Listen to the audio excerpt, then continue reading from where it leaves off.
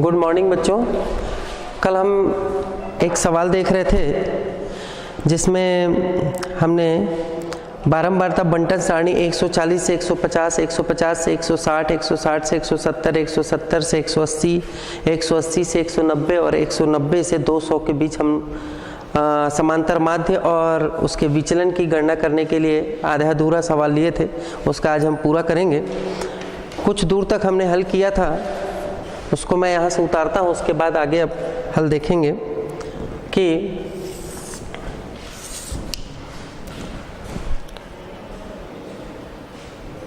यहाँ से x हमने ज्ञात कर लिया था। x ज्ञात किया था 145, 155, 165, 175, 185 और 195 था।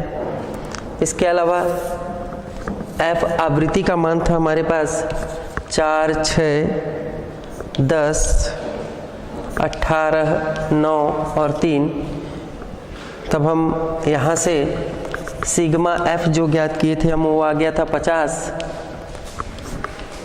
यहाँ से हम मॉड ऑफ d का मान ज्ञात कर रहे थे।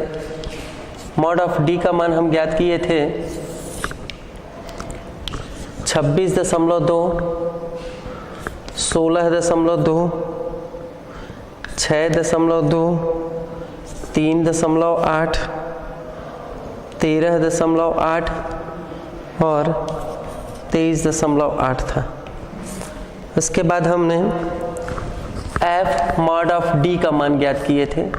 f into mod of d, f into mod of d के लिए हमने f का इंटू मॉड ऑफ d से कर दिया था, तो हमारे पास आया था 104.8, 97.2, 62.0, 68.4, 124.2 और 71.4। और इस तरीके से sigma f into mod of d का मान हमने ज्ञात किया था 528। जब हम f into mod of d में सिग्मा हम ज्ञात किए थे, उसका तो 528 आया था। उसके बाद हमने माध्य विचलन गुणांक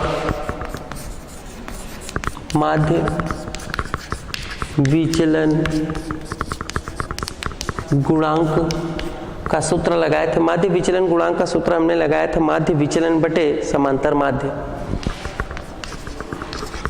माध्य विचलन बटे समांतर माध्य। माध्य विचलन हमने ज्ञात नहीं किया था, इसलिए सबसे पहले हम माध्य विचलन ज्ञात करेंगे और माध्य विचलन को ज्ञात करने के बाद माध्य विचलन के मान को रख के समांतर माध्य से हम भाग लगा देंगे, तो हमारे पास आ जाएगा माध्य विचलन गुणांक। माध्य विचलन बराबर होता है sigma f into mod of d upon sigma f, और sigma f into mod of d का मान हमारे पास आया था 528 बटा सिग्मा f का मान आया था हमारे पास 50। तो हम 528 को 50 से जब भाग लगाए थे तो हमारे पास आ गया था 10.56। अब इस मान को हम माध्य विचलन गुणांक के माध्य विचलन बटे समांतर माध्य वाले मान पे हम रख देते हैं, तो हमारे पास माध्य विचलन गुणांक ज्ञात हो जाता है। अतः माध्य विचलन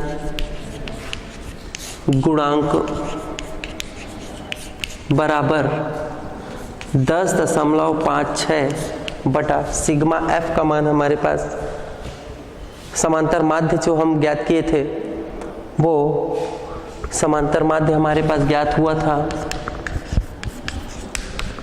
समांतर माध्य पर बराबर हम ज्ञात किए थे, उसमें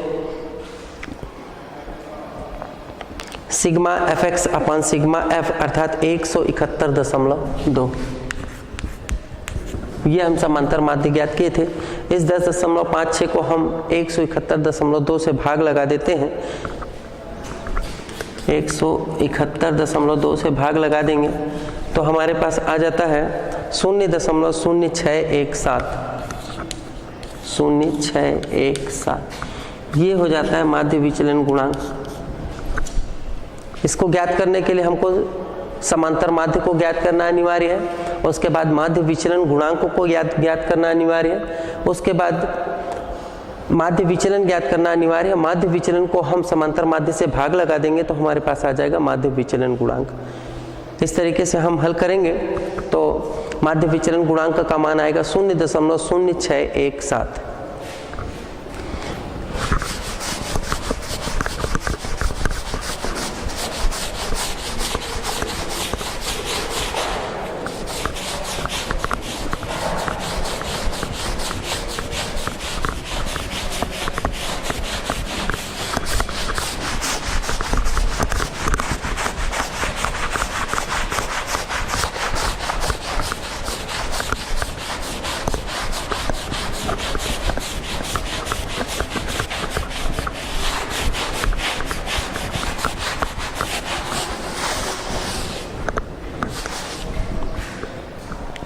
अब हम आगे के सवाल में देखते हैं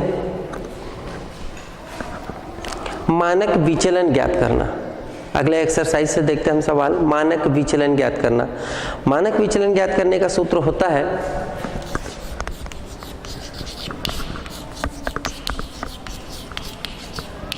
मानक विचलन ज्ञात करने का सूत्र होता है वर्गमूल sigma F D square upon sigma F और minus sigma F D upon sigma F का होल स्क्वायर। ये होता है सूत्र मानक विचलन का ज्ञात करने का। d अर्थात x माइनस एम, d अर्थात x माइनस एम, और x माइनस एम को हम ज्ञात करने के बाद d का स्क्वायर ज्ञात करेंगे और f इंटू डी स्क्वायर का ज्ञात करने के पश्चात उसका सिग्मा ज्ञात कर लेंगे। सिग्मा अर्थात समस्त आंकड़ों का योग, और उसको सिग्मा f अर्थात आवृत्ति के योग से भाग लगा देंगे, और minus sigma F D upon sigma F का होल स्क्वायर करके दोनों के मान को माइनस करके उसका वर्गमूल ज्ञात कर देंगे तो हमारे पास मानक विचलन ज्ञात हो जाएगा। मानक विचलन के लिए हमको ध्यान रखना है कि इसमें आवृत्तियों का योग और sigma F into D, D अर्थात एक्स माइनस एम, डी अर्थात एक्स माइनस एम, और एक्स माइनस एम का मान हम ज्ञात करने के बाद उसका होल स्क्वायर करेंगे और फिर उसका माइनस कर देंगे sigma F D upon sigma F के होल स्क्वायर से।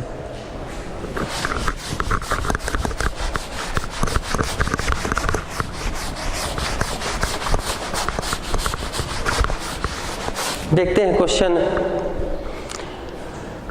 निम्न आंकड़ों के लिए मानक विचलन ज्ञात कीजिए। प्रश्न दिया है निम्न आंकड़ों के लिए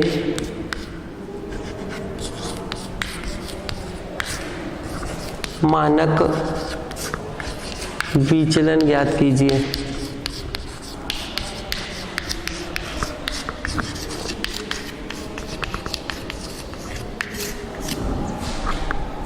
निम्न आंकड़ों के लिए मानक विचलन ज्ञात कीजिए, और आंकड़े दिए हुए हैं हमारे पास। अंक, आवृत्ति, अंक दिए हैं हमारे पास 20, 25, 30, 40, 60। 20, 25, 30, 40 और 60। आवृत्ति दी गई है हमारे पास 3, 1, 2, 2, 4, 3, 1, 2, 2 और 4। आवृत्ति अर्थात f, तो सबसे पहले हम सिग्मा f ज्ञात कर लेते हैं यहाँ से। 3, 1, 4, 4 और 2 6, 6 और 2 8, 8 और 4 12। इस तरीके से हम देखते हैं कि सिग्मा f का मान जो आ जाता है वो 12। परंतु सूत्रानुसार हम ये देखते हैं कि सबसे पहले हमको d का मान ज्ञात करना पड़ेगा। यहाँ से d अर्थात x माइनस ए,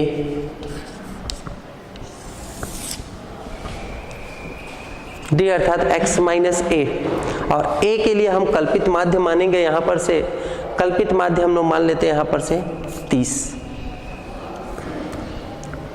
बता देंगे। यहाँ माना कल्पित माध्य a बराबर 30। हल करते हम 20 minus 30 minus 10, 25 minus 30 minus 5, 30 minus 30 0, 40 minus 30, 40 minus 30 10, 60 minus 30 30। D हमारे पास ज्ञात हो गया, x माइनस ए बराबर -10 -5 0 10 एंड 30। इसके बाद हम डी स्क्वायर का मान ज्ञात कर लेते हैं। डी स्क्वायर मीन्स -10 का स्क्वायर, -5 का स्क्वायर, 0 का स्क्वायर, 10 का स्क्वायर, 30 का स्क्वायर।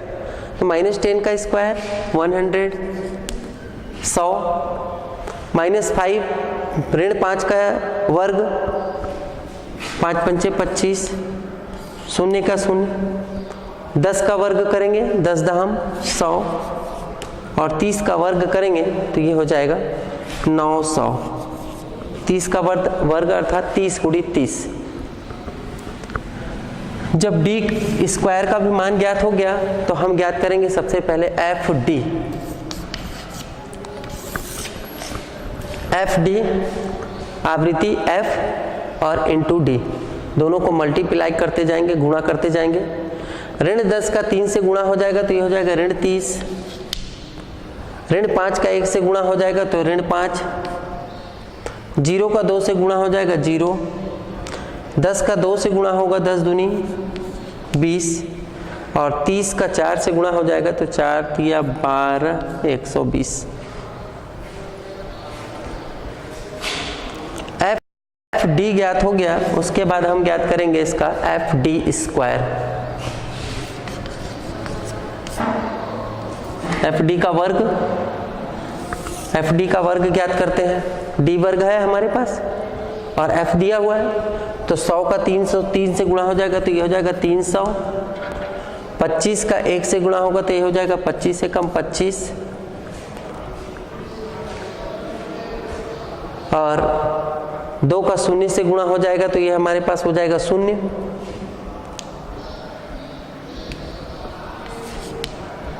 100 का गुणा हो जाएगा 2 से तो ये हो जाएगा 200, 100 दूनी 200, और 900 का 4 से गुणा हो जाएगा तो हमारे पास हो जाएगा 9 चौक 3600।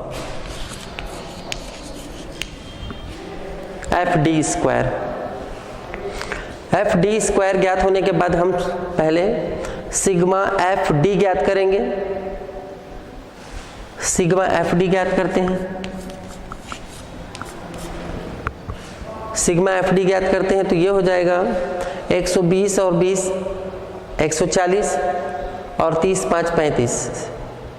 140 में 135 घटा देंगे तो हमारे पास आ जाएगा 105। इसी प्रकार सिग्मा एफ डी स्क्वायर ज्ञात करते हैं। सिग्मा एफ डी स्क्वायर ज्ञात करेंगे तो ये हो जाएगा 4125।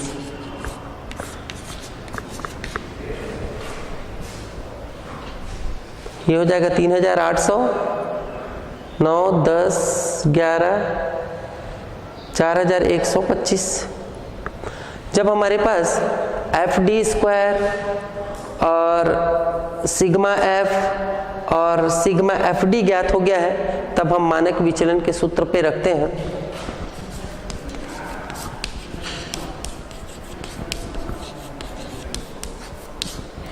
मानक विचलन बराबर होता है वर्गमूल sigma F D square upon sigma F minus sigma F D upon sigma F का होल स्क्वायर। यह होता है फार्मूला। इस फार्मूले में हम क्रमशः मान रखते चलते हैं। Sigma F D square, sigma F D square हमारे पास दिया है 4125, तो हम रख देंगे यहाँ से 4125 बटा सिग्मा एफ का मान दिया है हमारे पास 12 माइनस सिग्मा एफ डी अर्थात 105 अपान सिग्मा एफ दिया है 12, इस पूरे का होल स्क्वायर या पूरे का वर्ग। हल करते हैं हम। वर्गमूल 4125 बटे 12 को हम भाग लगा देते हैं तो हमारे पास आ जाता है 1000, 3 से भाग लगा देते हैं तो 3175 बटा 4 माइनस 105 बटे 12 को यदि हम भाग लगा देते हैं तो हमारे पास आ जाएगा ये 35 बटा 4 का वर्ग।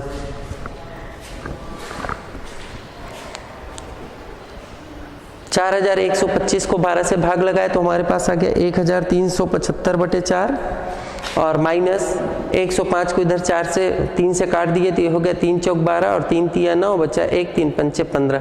इस तरीके से 105 को हम 35 बटे 4 पूरे का वर्ग लिख सकते हैं। आगे हल करते हैं हम।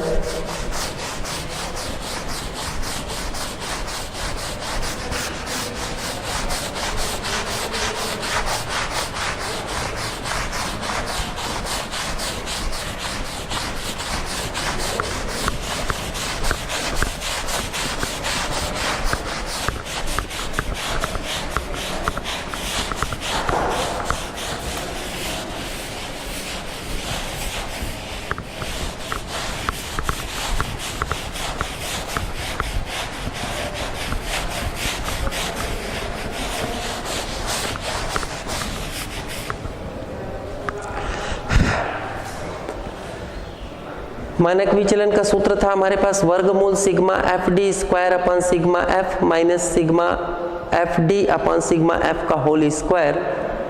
इस सूत्र में हम सिग्मा एफ डी स्क्वायर और सिग्मा एफ डी और सिग्मा एफ इन तीनों के मान को निकाल के हम इस सूत्र में रखते हैं तो वर्गमूल 4125 बटे 12 ऋण 105 बटे 12 का होल स्क्वायर या पूरे का वर्ग कह सकते हैं हम। वर्गमूल 1375 बटे 4 आएगा जब 4125 को हम बटे 12 को हम 3 से डिवाइड कर देते हैं तो हमारे पास 1375 बटे 4 और उधर 105 को हम बटे 12 को हम यदि 3 से डिवाइड कर देते तो 35 बटे 4 पूरे का वर्ग आता है। आगे हम हल करेंगे तो हल करने के बाद हम देखते हैं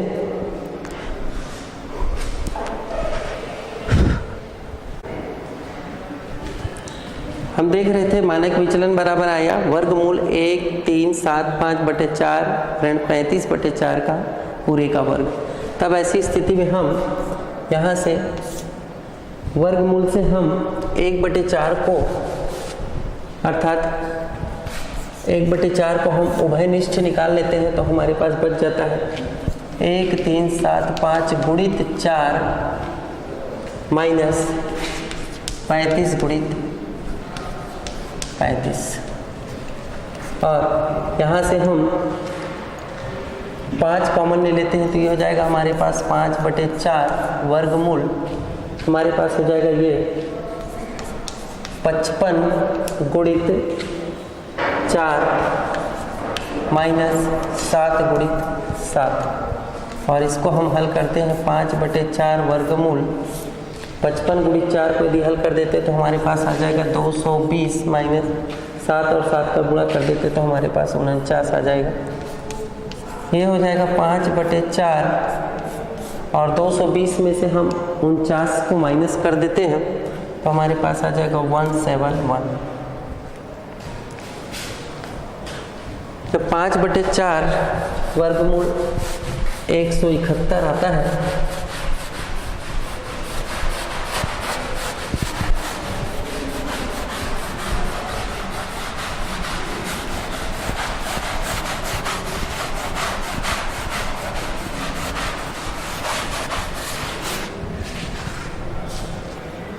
तो हम ये देखते हैं कि 5/4 में वर्गमूल 171 का गुणा करते हैं तो हमारे पास आ जाता है यहाँ से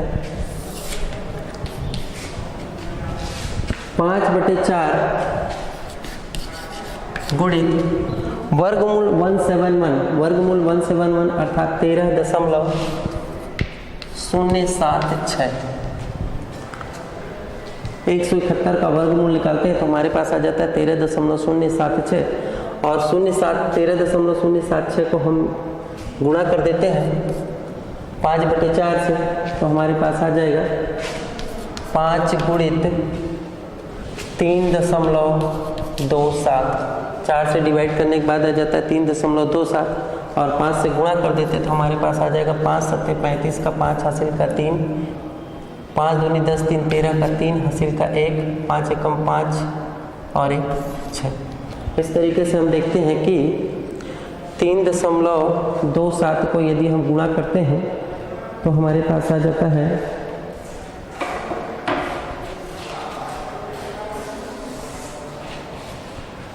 16.35। 5 दिया 15 और 1 16 हो जाएगा 16.35। सांख्यिकी में हम विशेष रूप से ध्यान देंगे इन सब चीज़ों का कि यदि एक भी टोटल मिस्टेक या किसी भी प्रकार की कोई गलती होती है तो हमारा मानक विचलन भी गलत आएगा। इसलिए हमको विशेष रूप से ध्यान देना पड़ेगा गुणा भाग और जोड़ घटाने पर।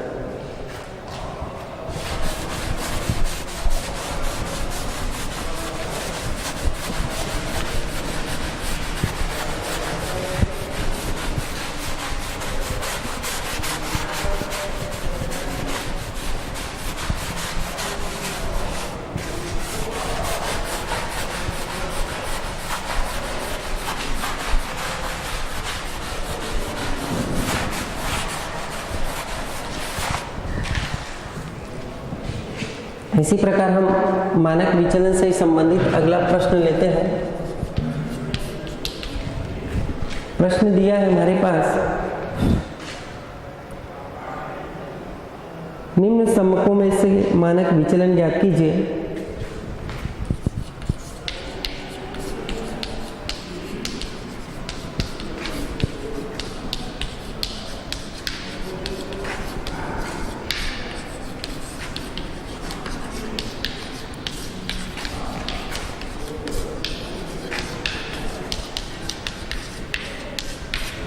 निम्न समकों में से मानक विचलन ज्ञात कीजिए जब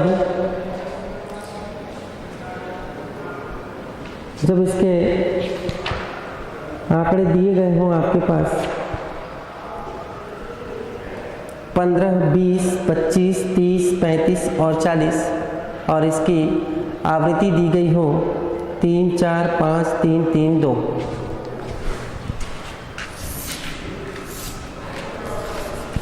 अंक दिया हो 15, 20, 25, 30, 35, 40 और इसकी आवृत्ति दी गई हो, आवृत्ति f दी गई हो हमारे पास 3, 4, 5, 3, 3, 2, 3, 4, 5, 3, 3, 2। इसकी आवृत्ति दी गई हो 3, 4, 5, 3, 3, 2।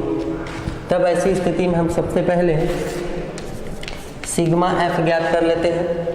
4, 3, 7, 7 और 5, 12, 13, 14, 15, 16, 17, 18, 19, 20। तो इसकी सिग्मा एफ जो आ गया वो हो गया 20। अब इसके बाद हम d का मान ज्ञात करते हैं। d का मान होता है x माइनस ए। d का मान x माइनस ए ज्ञात करने के लिए हमको पहले कल्पित माध्य मानना पड़ेगा। माना कल्पित माध्य a बराबर 30 मान लेते हैं या 25 मान लेते हैं। माना कि इसका कल्पित माध्य जो है वो 25 या 30 कोई भी मान सकते हैं, 25 मान लेते हैं। d का मान ज्ञात करते हैं हम। 15 माइनस 25 हमारे पास आ जाएगा ऋण 10। 20 माइनस 25 हमारे पास आ जाएगा ऋण 5। ये हो जाएगा 0। 30 में से 25 जाएगा तो बचेगा 5, 35 में से 25 जाएगा तो बचेगा 10, और 40 में से 25 जाएगा तो हमारे पास बच जाएगा ये 15। इसके बाद हम d के बाद d की घात 2 का मान ज्ञात करते हैं। d की घात 2 का मान ज्ञात करेंगे तो हम ऋण 10 की घात 2 मतलब 100, 5 की घात 2 मतलब 25, शून्य का शून्य, अगेन 25, 10 था हम 100 और 15 225। जब d की घात 2 का मान ज्ञात हो जाएगा तब हम यहाँ से निकालेंगे FD और FD स्क्वायर। सबसे पहले FD का मान ज्ञात करते हैं हम। FD का मान ज्ञात करते हैं, ये हो गया F और ये हो गया D, दोनों को इंटू करते चलते हैं। ये हो जाएगा -30, 5 चौक 20 -20, 5 शून्य शून्य, 5 तिया 15, 10 तिया 30 और 15 दूनी 30। ये हो गया FD और FD स्क्वायर हमको ज्ञात करना है, तो FD स्क्वायर तो 100 दिया 300, ये हो जाएगा 4 दूनी 8, 80 और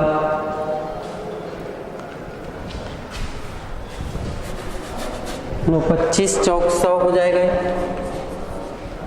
जीरो को इससे गुणा कर देंगे तो पूरा जीरो,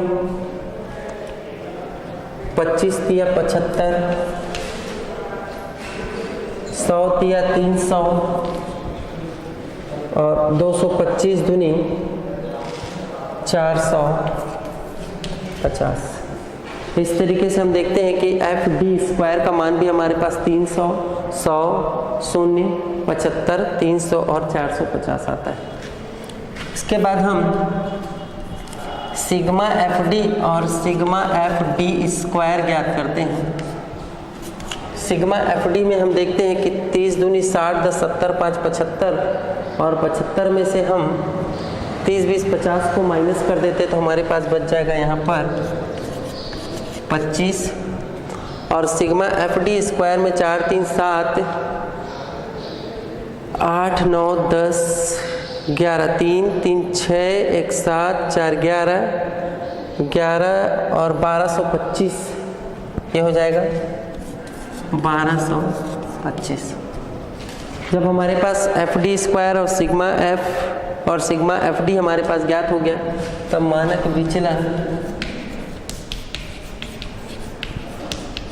विचलन का सूत्र आता है हमारे पास वर्गमूल सिग्मा FD अपान sigma F, sigma FD square minus sigma F, sigma FD अपान सिग्मा F का होल स्क्वायर। इस फार्मूले में हम रखते हैं तब हमारे पास हल आता है sigma FD square. Sigma FD square का हमारे पास मान है 1225 और सिग्मा F का मान दिया है हमारे पास 20 और सिग्मा FD स्क्वायर का मान दिया है हमारे पास सिग्मा FD का मान दिया हमारे पास 25 और फिर अगेन सिग्मा F का मान दिया है 20। इस सभी मानों को हम मानक विचलन के सूत्र sigma under sigma FD square upon sigma F minus sigma FD अपान सिग्मा F के होल स्क्वायर के फार्मूले में हम क्रमशः उनके मानों को रखते चलते हैं। हम हमारे पास सिग्मा FD स्क्वायर का मान है 1225 बटे सिग्मा F का मान दिया है हमारे पास 20 माइनस सिग्मा FD का मान दिया है 25 और सिग्मा F का मान फिर दिया है 20, तो पूरे का ये हो जाएगा वर्ग 1225 बटा 20 माइनस 25 बटा 20 पूरे की घात 2। इसको हम हल करते हैं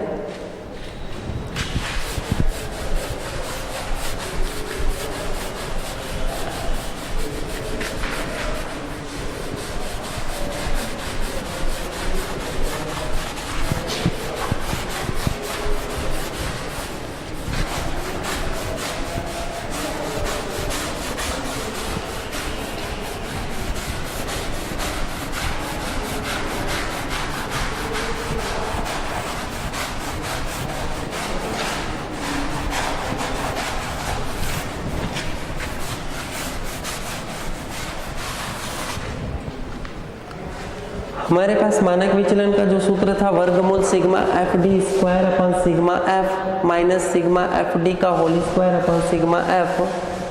इस सूत्र में हम मान को रख दिए हैं, तो मान आया है वर्गमूल 1225/20 माइनस 25/20 पूरे की घात 2।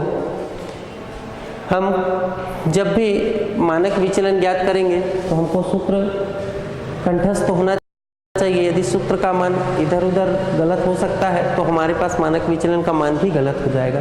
इस बात का हम विशेष रूप से ध्यान रखेंगे कि मानक विचलन का जो सूत्र है वर्गमूल sigma F D square upon sigma F minus sigma F D upon sigma F पूरे की घात 2।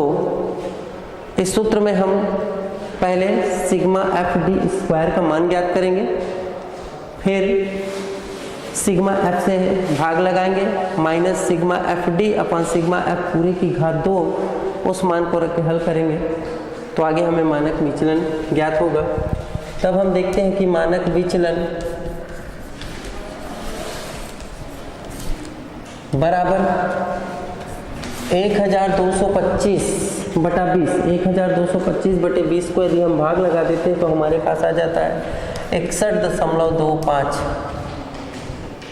भाग लगा देते हैं हम तो हमारे पास 61.25 आ जाता है। और फिर जब हम 25/20 को भाग लगा देते हैं 25 की घात 2/20 को भाग लगा देते हैं तो हमारे पास आ जाएगा 1.5625 इतना आता है। उसके बाद हम इन दोनों को माइनस कर देते हैं तो हमारे पास आ जाता है 59.6875। भाग लगा देते हैं 61.25 में से हम 1.5625 को घटा देते हैं तो हमारे पास आ जाता है 59.6875। और 59.6875 को हम वर्गमूल निकालते हैं तो हमारे पास आ जाता है 7.72। ये हमारा मानक विचलन होगा जब मान दिया रहेगा 15, 20, 25, 30, 35, 40 और उसकी आवृत्ति दी गई होगी 3, 4, 5, 3, 3, 2। इसमें हम इस बात का ध्यान रखेंगे कि सबसे पहले हमको सवाल में सिग्मा एफ का मान ज्ञात करना है। सिग्मा एफ अर्थात नंबर ऑफ टोटल आवृत्ति। नंबर ऑफ टोटल आवृत्ति ज्ञात करेंगे तो हमारे पास सिग्मा एफ का मान जो आएगा वो 20 आता है। और फिर हम समांतर माध्य के रूप में हम कल्पित माध्य समांतर माध्य ज्ञात करते समय हम इस बात का ध्यान रखे थे कि सबसे पहले हमको कल्पित माध्य मानना पड़ता है। कल्पित माध्य की जरूरत हमको डी अर्थात x माइनस एम में जरूरत पड़ेगा। x माइनस एम में तो हम x माइनस ए की जगह में हम 25 रख के हल करेंगे तो हमारे पास कल्पित माध्य को लेते हुए d का मान ज्ञात होगा। और उसके बाद डी स्क्वायर और फिर सिग्मा एफ डी और सिग्मा एफ के मान को क्रमशः मानक विचलन के सूत्र में रखेंगे। जो सूत्र दिया है कि वर्गमूल sigma F D square upon sigma F minus sigma F D upon sigma F का होल स्क्वायर, इसमें रख के हम हल करते हैं तो हम देखते हैं कि मानक विचलन का मान आ जाता है 7.72। आगे हम इसी से संबंधित कुछ प्रश्न और देखेंगे कल। धन्यवाद।